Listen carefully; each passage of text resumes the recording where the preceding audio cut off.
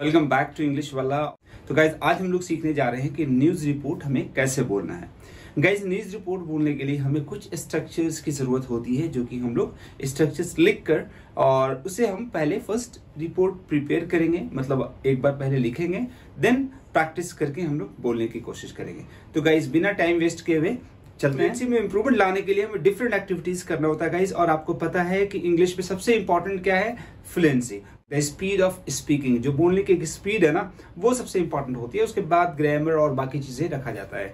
तो गाइज इसलिए हम लोगों ने आज रिपोर्ट लिया है, इसे हम प्रिपेयर करेंगे और इसे फिर बोलने की कोशिश करेंगे। गाइज इस तरह से अगर आप और ये प्रैक्टिस कुछ दिन तक जारी रखेंगे तो आपको इससे बहुत फायदा। बात कर रहा था कि न्यूज रिपोर्ट कैसे बोलना है। चलिए एक न्यूज ले लेते हैं, कोई सी भी।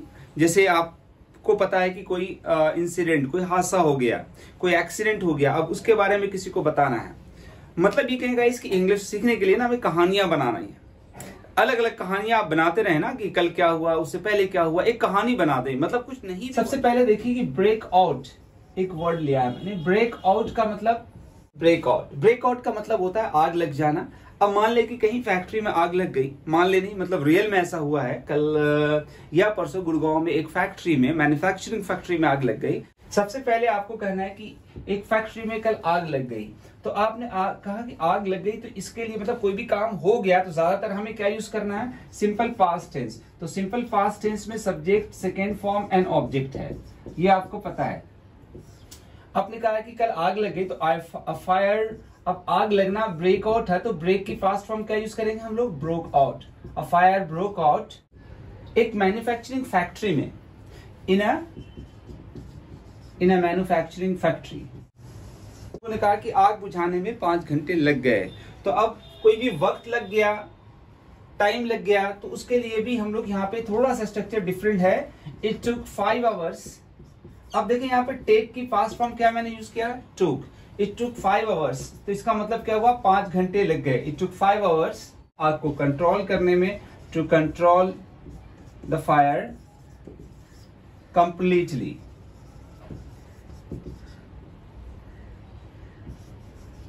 आग पे पूरी तरह से काबू पाने में 5 घंटे लग गए। गाइस कुछ भी ऐसा, मतलब मुझे वहां पहुंचने में 2 घंटे लग गए, ऐसा काम करने में 3 घंटे लग गए। तो ये इस तरह की जब सेंटेंस है ना, तो यहाँ पे टेक लगाएंगे और टेक की पास्ट फॉर्म क्या होगी? टुक। अब कोई भी वक्त लगा, समय लगा, तो इससे पहले हमने सब्जेक्ट क्या यूज कर लिया? इट यूज कर लिया, क्योंकि टाइम की बात कर रहे हैं। तो मैंने कहा it took 5 hours to control the fire completely. आग को पूरी तरह से काबू पाने में 5 घंटे लग गए। फायर ब्रिगेड को या किसी को भी तो आगे आपको ऐड कर देना है। पुलिस ने कहा, तो अब देखिए पुलिस ने कहा, तो यहां पे क्या बोलेंगे? Police said. ये सब मैटर किसने कहा? पुलिस ने कहा। अब यहाँ पे से की फास्ट फॉर्म मैंने क्या यूज किया? सेड। आप देखेंगे अखबार में भी ऐसा ही होता है, न्यूज में भी ऐसा, न्यूज़पेपर में भी, इंग्लिश न्यूज़पेपर में भी ऐसा ही लिखा होता है। तो देखिए फिर से एक बार, a fire broke out in a manufacturing factory yesterday. कल एक मैन्युफैक्चरिंग फैक्ट्री में आग लग गई। तो अब कोई भी चीज बताएंगे ना कि ऐसा हो गया, तो ऑब्वियस सी बात है कि पास्ट में ही बताएंगे। तो पास्ट के लिए हम लोग को क्या यूज करना है? Simple past tense. अब किसी जगह को आपको इंडिकेट करना है कि गुड़गांव में, हरियाणा में, वैसे गुड़गांव में हुआ, तो आप क्या बोलेंगे? इन गुरुग्राम। फायर डिपार्टमेंट ऑफिशियल्स के मुताबिक, के अनुसार। तो अब यहाँ पे के अनुसार, के मुताबिक, तो यहाँ पे यूज करेंगे इस according to the fire official department,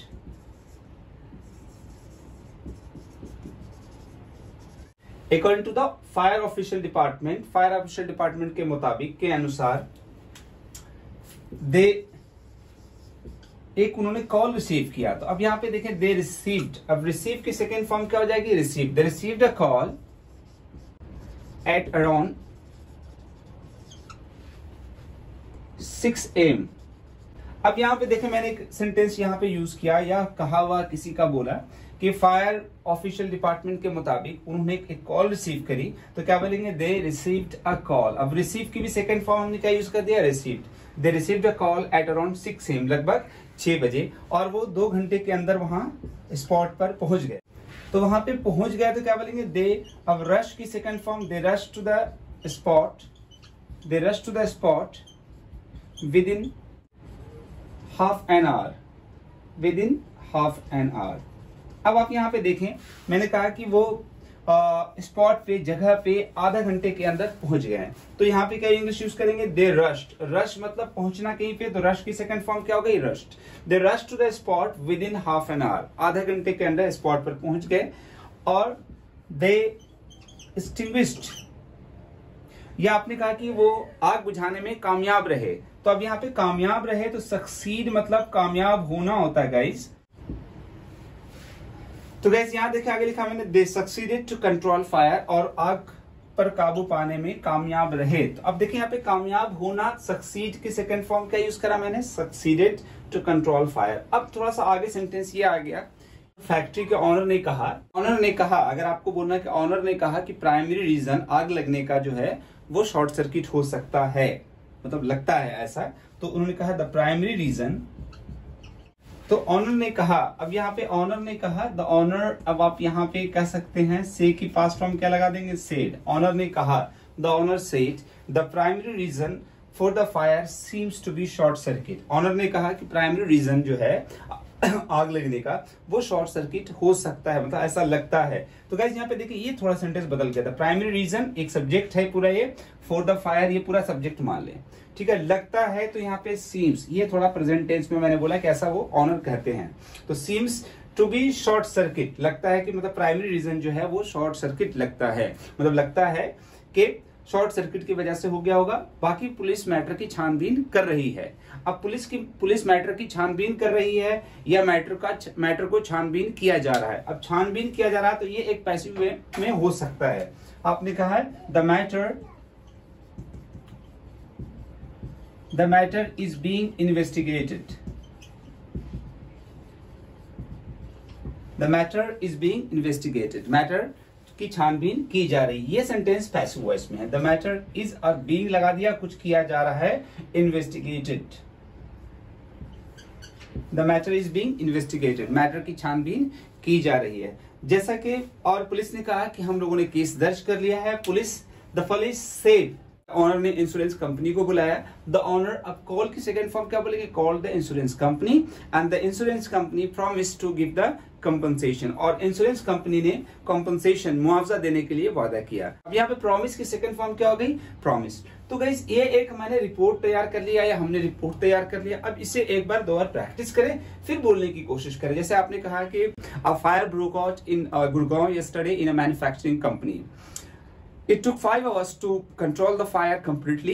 The police said, police ने कहा, fire officials said that they received a call at around 6 a.m. in the morning, सुबह 6 बजे, and they reached to the spot within half an hour, आधे घंटे के अंदर पहुंच गए। It took them 5 hours to control the fire completely, उन्हें 5 घंटे लगे आग बुझाने में। And the owner said that the primary reason of the fire seems to be short circuit, but the matter is being investigated. लेकिन matter की छानबीन की जा रही है। The police have lodged the case and the matter is being investigated, और matter की छानबीन की जा रही है। तो गाइज ये एक पूरा रिपोर्ट था, न्यूज था, मैंने इसको बोल दिया प्रैक्टिस करके। तो आप भी ऐसा ही करें।